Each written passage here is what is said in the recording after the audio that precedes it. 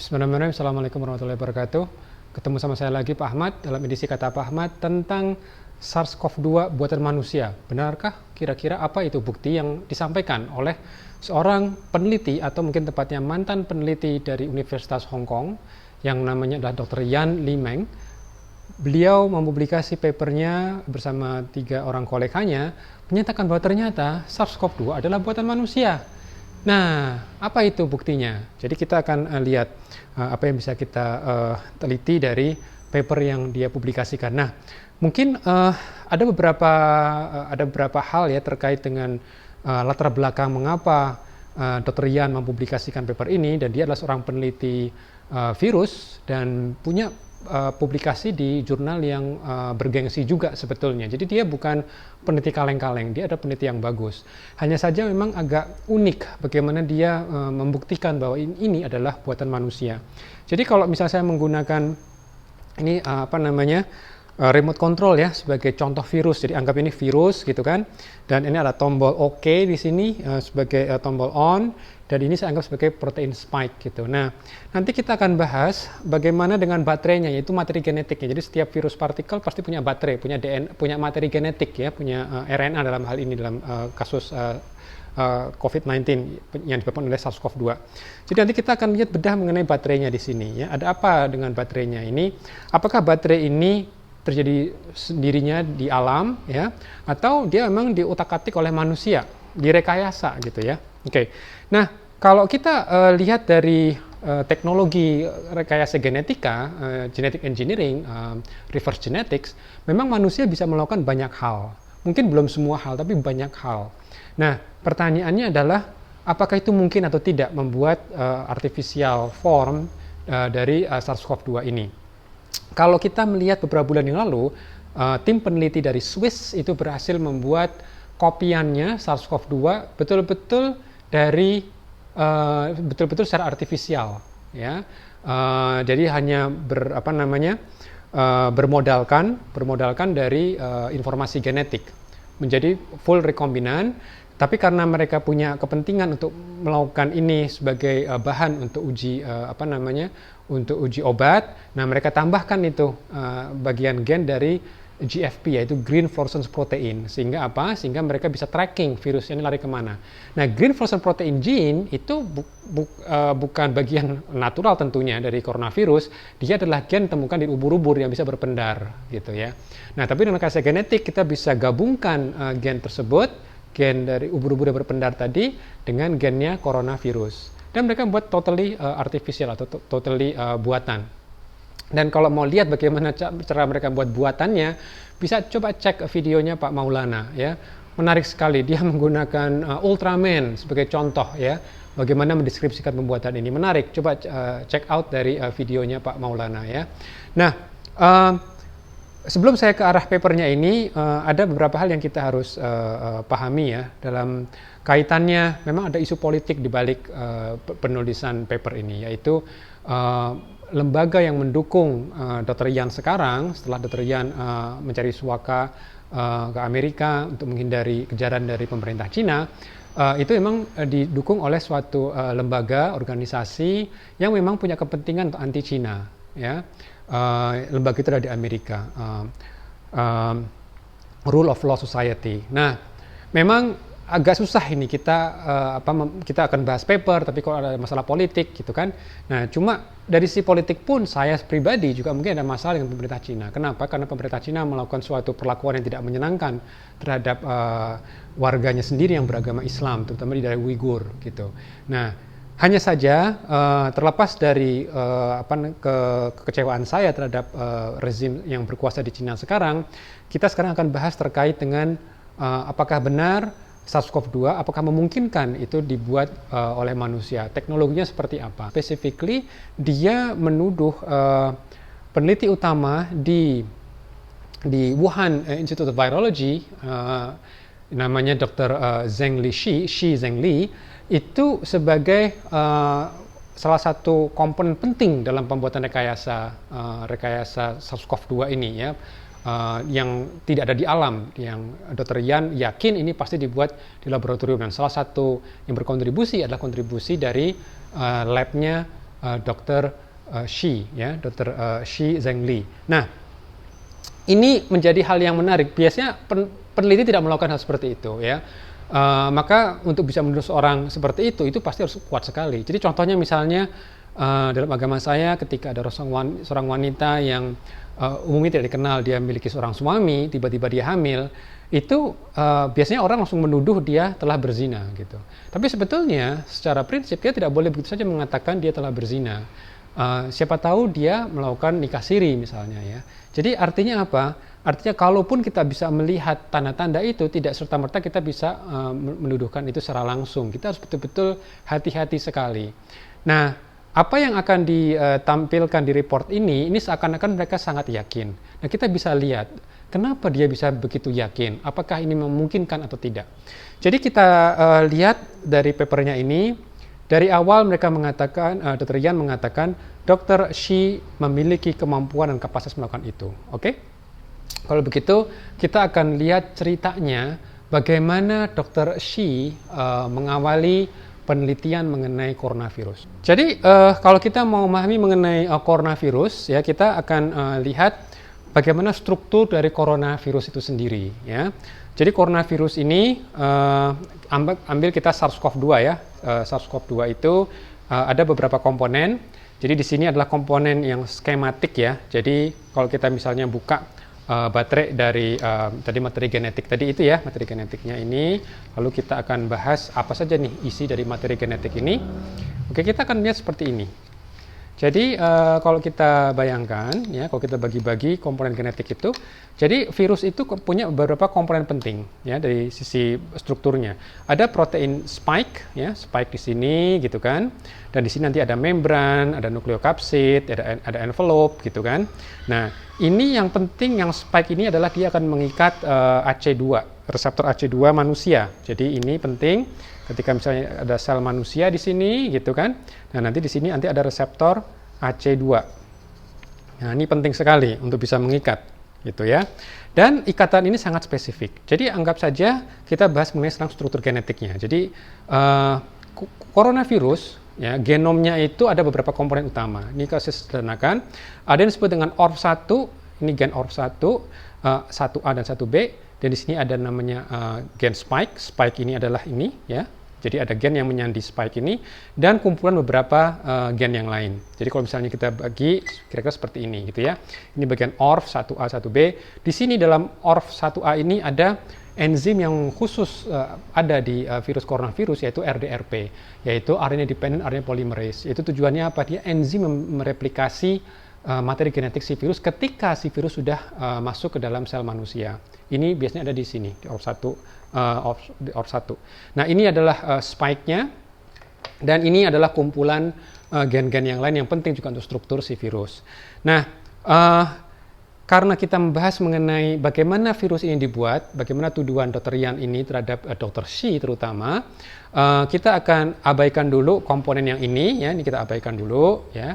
Nah, kita akan fokus ke sini, ya, ke sini, yaitu ada ORF dan di sini ada spike. Nah, sebenarnya apa sih yang membuat Dr. Shi ini sangat tertarik untuk melakukan penelitian? Dr. Shi ini sangat tertarik melakukan penelitian karena Cina telah mengalami wabah pandemi oleh SARS. Nah, jadi kalau misalnya kita bicara SARS, anggap ini adalah SARS. Adalah SARS, nih, SARS-CoV-1, SARS, ya. Oke. Jadi ini adalah struktur genetik dari SARS. Sama di sini ada ORF, gitu kan, ada ORF, lalu di sini ada spike, dan untuk yang materi gen yang lain mestinya sini ada sih ada N, M, dan E, tapi ini sementara kita abaikan dulu. Nah, yang menarik adalah kalau kita bandingkan antara SARS-CoV-1 penyebab SARS dengan SARS-CoV-2 penyebab COVID-19, ya, sebetulnya secara struktur ini agak mirip-mirip, ya. Di sini bagian ORF-nya ini mirip, ya, dari si warnanya ini mirip sekali. Tapi kalau kita lihat di bagian spike-nya ini beda sekali, ya. Ini beda sekali, anggap saja ini, ya. Ini beda sekali, ya. Jadi ini adalah penyebab COVID-19, penyebab SARS. Nah, kita sekarang tahu dua-duanya mampu mengikat AC2 manusia, gitu, ya kan? Nah, ini menarik. Tapi Dr. Shi awalnya sejak tahun 2008 beliau itu sangat fokus kepada ini, SARS. yang menjadi pertanyaan besar bagi para ilmuwan adalah bagaimana virus yang ada di kelelawar kok ujuk-ujuk bisa menginfeksi manusia gitu. Karena apa? Karena spike dari coronavirusnya kelelawar itu tidak bisa mengikat reseptor AC2 manusia, ya. Ini beda sekali. Makanya selama bertahun-tahun labnya Dr. Shi berusaha masuk ke gua di daerah mana? Di daerah Kunming di Yunnan. Banyak pegunungan di sana, banyak gua-gua di sana. Dalam gua itu banyak sekali kelelawar. Dan dalam koleksinya mereka berusaha menemukan tidak suatu coronavirus dari kelelawar, ya. Jadi mereka mencari itu di kotoran-kotoran kelelawar, ya. Mereka swab itu fekal materi dari si kelelawar gitu kan, untuk mencari apa? Mencari coronavirus yang mungkin mirip dengan SARS. Dan ketika mereka melakukan ekspedisi, mereka temukan ada semacam coronavirus, ya, dari kelelawar yang strukturnya kira-kira seperti ini. Ya, strukturnya seperti ini. Nah, seperti ini. Oke, seperti ini. Jadi ini adalah SARS, ya, SARS-CoV, ya. Ini adalah SARS-CoV-1 penyebab SARS. Nah, mereka temukan kira-kira komponen ini seperti ini. Nah, kalau kita perhatikan, mereka sangat tertarik untuk mencari kira-kira ada tidak coronavirus yang sangat mirip dengan SARS, gitu ya, yang mungkin bisa menempel pada, bisa menginfeksi manusia, AC2. Nah, ini adalah kira-kira bad coronavirus yang mereka temukan tahun 2008. Jadi dari ORF-nya mirip, ya, ORF-nya sangat mirip. Lalu kita melihat dari spike-nya memang beda gitu. Lalu mereka melihat kalau ini sih tidak bisa menginfeksi manusia karena mereka tahu ini beda sekali. Nah, ketika mereka menemukan ini, mereka bertanya, oke, bad coronavirus yang ini dia tidak bisa menginfeksi manusia, ya kan? Pertanyaannya, bagaimana ini bisa kita engineer untuk menginfeksi manusia? Itu salah satu pertanyaan. Tapi mungkin pertanyaan lebih menarik adalah, kalau ini kita tahu dia bisa menginfeksi manusia, inilah spike yang bisa menginfeksi manusia, sedangkan spike yang ini tidak bisa menginfeksi manusia, pertanyaannya, saya ingin tahu daerah mana dari spike yang ini, dari SARS ini, yang kira-kira bisa menginfeksi manusia. Caranya bagaimana? Mereka gunakan apa yang disebut dengan, ini yang dituduhkan oleh Dr. Yan. Jadi melakukan studi reverse genetics dan tujuannya untuk membuat chimera. Dan itu bisa membuat jadi gain of function study. Kenapa?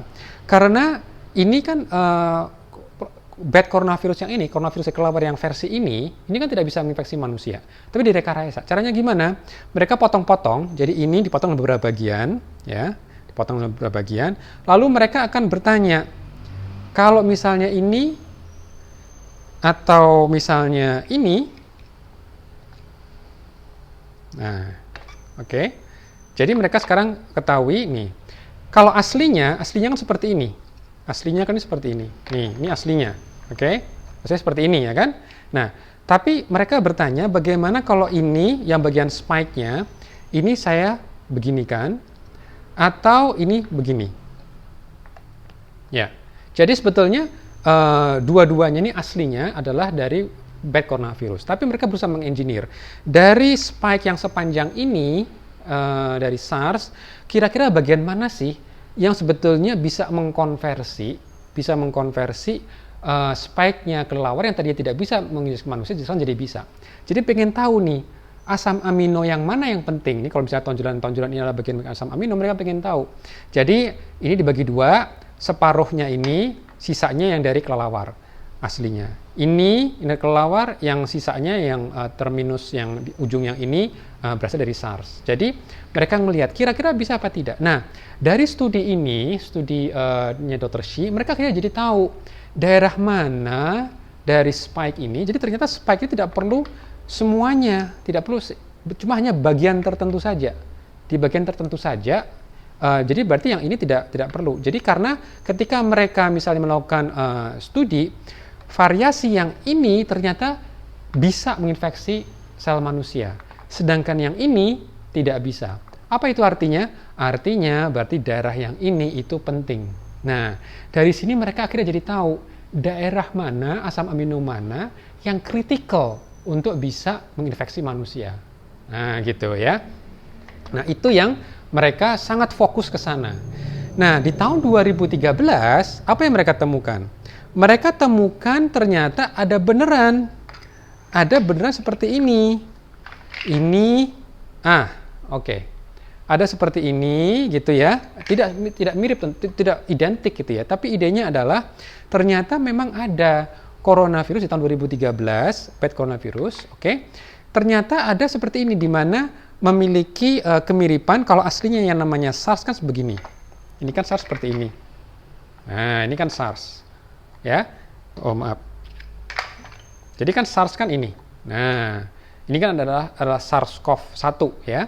Nah, mereka temukan ternyata di alam di gua, di salah satu gua, itu mereka menemukan seperti mirip sekali. Nah, tapi bagian spike-nya masih ada yang tidak sempurna, tidak 100% identik gitu kan.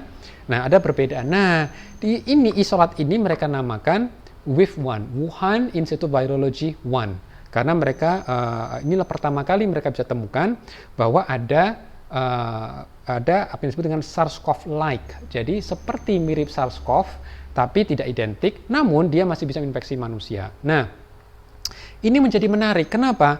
Karena yang menjadi concern buat banyak ilmuwan di Cina adalah apakah nanti pandemi ini akan masih bisa akan timbul lagi. Ya, akan timbul lagi. Kenapa? Karena di Cina di gua itu banyak sekali.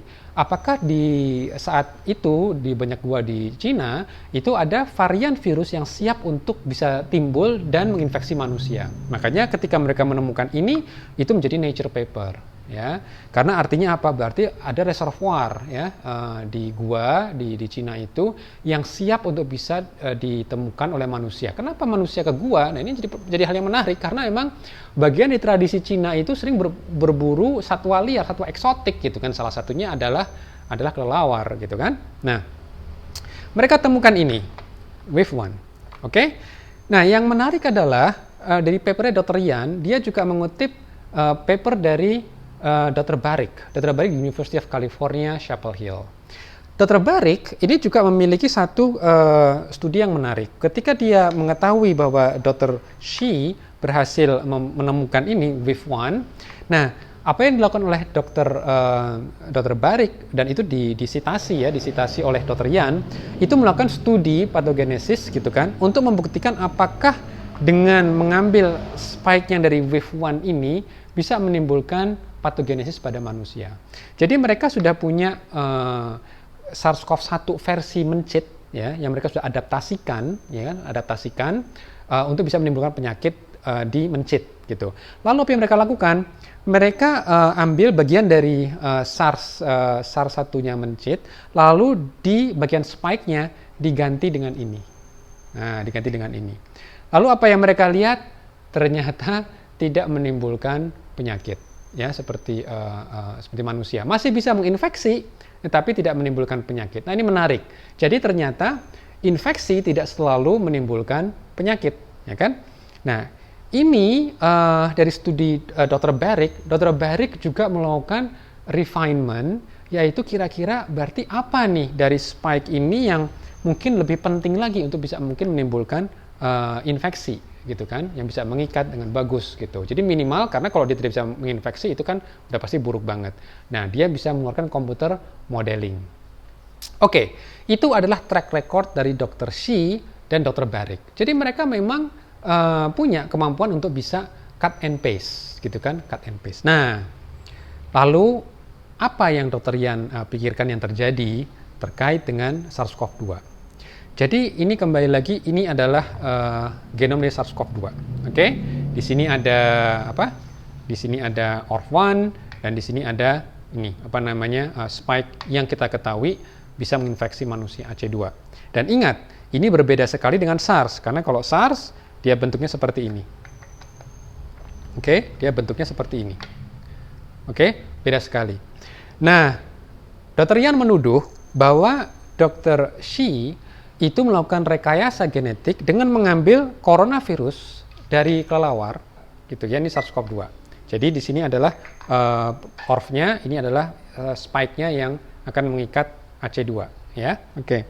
Nah, lalu bagaimana SARS? SARS seperti ini. Oke. Jadi dari ORF-nya sudah sedikit berbeda, apalagi di bagian spike-nya. Karena memang kesamaan di antara SARS-CoV-2 dengan SARS-CoV-1 itu sekitar 80%, ada 20% yang berbeda. Nah, sedangkan kalau kita lihat penelitian-penelitian dari Dr. Shi dan juga Dr. Barik, kebanyakan mereka bisa mencari yang paling mirip dengan SARS-CoV-1, yaitu apa? Mereka fokus kepada kelelawar yang struktur genomnya seperti ini, ya, ini tidak bisa mengikat AC2. Oke, nah mereka menemukan WIF1 adalah seperti ini. Nah, karena apa? Dia mirip seperti SARS-CoV-1, gitu ya kan? Itu yang mereka bisa lakukan. Mereka potong-potong, gitu kan? Mereka bisa melakukan itu, gitu. Nah, lalu apakah ini yang terjadi dalam buat rekayasa? Dr. Ian menuduh bahwa sebetulnya Dr. Shi itu punya akses ke bad coronavirus yang tidak banyak dibahas. Yaitu apa? Yaitu apa yang disebut dengan ZC45. ZC45 ini unik. ZC45 itu strukturnya seperti ini. Ya, jadi ini adalah struktur dari ZC45. Ini menarik. Jadi selama ini Dr. Shi selalu melihat kira-kira coronavirus dari kelelawar yang bentuknya seperti ORF-nya dan mendekati seperti ini. Tapi menurut Dr. Ian, Dr. Shi punya bad coronavirus yang lain yang seperti ini, ZC45. Jadi dari sisi spike-nya sudah jelas tidak begitu sama ya dengan dengan SARS-CoV-1. Dan kenapa dia milih coronavirus yang ini? Karena ORF1-nya mendekati dengan SARS-CoV-2. Nah, jadi dia pikir Dr. Shi mengambil ini, mengambil coronavirus yang ini, ya. Nah, ini diambil. Ini kan sudah mirip sekali nih. Kalau kita lihat ya, antara SARS-CoV-2 dengan ZC45. Itu mirip sekali. ORF-nya ini mirip sekali. Oke. Karena kalau yang punyanya SARS ini. Nih. Ini kan juga jauh sekali gitu kan. Ini orange, ini kuning gitu kan. Oke. Nah, jadi menggunakan template ini. Nah, oke. Lalu ini ada hal yang menarik ini. Jadi menurut Dr. Ian, bagian dari spike-nya ZC45 ini diketahui dari bioinformatik tidak akan bisa mengenali AC2-nya manusia. Apa yang dia lakukan? Menurut Dr. Ian, ini dipotong. Dan kita bisa menggunakan itu. Kita bisa saja memotong daerah spike-nya saja. Oke? Ini kita potong. Oke? Lalu ini direkayasa dengan menggunakan komputer modeling. Karena ingat, komponen dari komputer modeling ini, terutama dengan AI gitu ya, kita sudah bisa mendesain secara prinsip gitu ya, bisa memprediksi kira-kira binding yang optimal untuk mengikat reseptor manusia seperti apa ya. Berubah dari ini gimana caranya bisa dimodel sehingga bisa mencapai ini. Nah, ketika ini sama terjadi, akhirnya dapatlah ini. Gitu. Jadi menurut dia, ini adalah hasil dari optimalisasi berdasarkan komputer. Oke, ini menurut Dr. Ian. Nah, tapi di sini ada yang menarik. Ketika kita analisa sebetulnya, begitu SARS-CoV-2 itu sudah mulai kelihatan genomnya, ini kalau dilihat asam amino yang ada di SARS-CoV-2, ya, ini adalah asam amino yang ada di SARS-CoV. Sebetulnya kalau dilihat, setiap asam amino yang ada di sini, itu dia ikatannya lemah. Jadi menurut komputer ya, asam amino yang terbentuk di sini, itu sebetulnya prediksi komputer mengatakan lemah. Dia tidak optimal untuk bisa mengikat. Jadi pertanyaannya, kalau memang menggunakan komputer modeling, mengapa manusia menggunakan hasil komputer modeling yang prediksinya justru lemah? Nah, ini menjadi pertanyaan besar. Begitu. Ya, karena manusia kalau kita misalnya mau mendesain obat, mendesain apa gitu kan, mendesain ikatan yang bagus, kita pasti mencari yang optimal binding kan. Bukan kita kalau misalnya kita ranking ada misalnya 100 kemungkinan yang 10 di atas adalah yang bagus, tentunya kita pilih 10 atas yang paling bagus walaupun nomor 1 kan. Tapi ini justru kesannya yang 50 ke bawah yang sebetulnya lemah. Jadi di sini menjadi pertanyaan besar. Nah, Maka dari situ kita menjadi melihat ada ketidakkonsistenan dari logikanya, ya. Dan kalau misalnya dia menggunakan komputer modeling, harusnya komputer modeling prediksinya yang versi SARS-CoV-2 itu harusnya kuat, tapi tidak. Yang kedua, apakah manusia mampu? Nah, pertanyaan begini, manusia saat ini bisa melakukan banyak hal, tapi khusus mengenai modeling ternyata manusia diajari lagi. Manusia tidak begitu bagus, ya. Manusia tidak begitu bagus. Buktinya apa? Buktinya bahwa ternyata ini yang menurut komputer model itu justru yang menurut komputer model tidak begitu kuat untuk bisa meningkat AC2, ternyata dia justru 10 kali lipat lebih kuat daripada SARS-CoV-1. Dan ini yang mungkin bisa menjelaskan mengapa COVID-19 ini dia banyak sekali bisa mudah untuk bisa bereplikasi di rongga nafas atas. Karena begitu dia nempel rongga nafas atas, dia punya cukup kait dan dia bisa tumbuh di situ. Sementara kalau yang yang SARS-CoV-1 dia karena dia lebih lemah, dia harus turun dulu ke bawah, itu ke paru-paru, baru bisa dia bereplikasi di situ. Nah, itu yang membuat situ ada perbedaan. Jadi komputer modeling kita belum nyampe untuk bisa membuat rekayasa ini. Dan Dr. Yan tidak mendiskusikannya dalam paper. Padahal siapa yang menjelaskan mengenai modeling itu adalah Dr. Barrick dari University of California, di University of North Carolina di Chapel Hill. Jadi di sini dari papernya agak inkonsisten, ya, karena dia banyak menuduh ilmuwan lain, tapi dia ternyata ada sedikit pemaksaan bahwa harus seperti ini hasilnya, gitu. Nah, jadi di sini memang unfortunate. Dan yang berikutnya dia juga mengatakan ada daerah furin, ya. Furin itu, jadi kalau kita lihat dari virus itu umumnya dari beta coronavirus itu tidak ada apa yang disebut dengan daerah furin, daerah yang bisa menjadi target dari enzim furin. Enzim furin ini akan membuat spike ini mudah untuk lepas, gitu. Dan kelompoknya beta coronavirus di mana itu anggota dari SARS-CoV-2 dan SARS-CoV-1 biasanya itu tidak punya. Tapi SARS-CoV-2 ini unik kok punya, dari mana? Nah, dia mengatakan ada rekayasa dengan enzim site FAU. Tapi FAU itu juga bisa jadi ditemukan di di organisme yang lain, gitu. Bukan suatu hal yang unik juga sebetulnya. Dan kalau kita lihat dari sisi yang biologis perkirakan, perubahan mutasi ini SARS-CoV coronavirus itu sekitar mungkin 20 mutasi per tahun. Jadi perbedaan antara SARS-CoV-1 dengan SARS-CoV-2 itu cukup banyak, gitu kan. Bahkan antara G13 itu coronavirus yang menurut Dr. Yan itu adalah fake, tapi sebetulnya ini menjadi perdebatan. Tapi kalau menurut para virologis tidak perlu diperdebatkan karena memang perbedaan antara G13 ya dengan SARS-CoV-2 itu cukup banyak, masih sekitar 4% perbedaannya, ya. Dan 4% itu menunjukkan dia tidak langsung diderivat dari situ. Bisa jadi sebetulnya SARS-CoV-2 itu sudah ada sebenarnya, itu bahkan mungkin 50 tahun yang lalu, 70 tahun yang lalu, gitu kan. Dia sudah mulai ada dari evolusi mutasi biasa, gitu. Nah, artinya ini yang menarik adalah bahwa ternyata yang menjadi pertanyaan adalah, kalau menurut Peng Zhao, beliau pernah menulis artikel ya di tahun 2019 bulan Februari, dia mengatakan bahwa ini adalah akibat ulah manusia di Cina yang memang memiliki suatu keinginan kuliner yang unik, yaitu harus dari satwa-satwa eksotis. Sehingga semakin sering manusia berinteraksi dengan satwa liar, itu tinggal menunggu statistik saja, kebetulan dia akan ketemu dengan variasi yang cocok, dan salah satunya adalah SARS-CoV-2.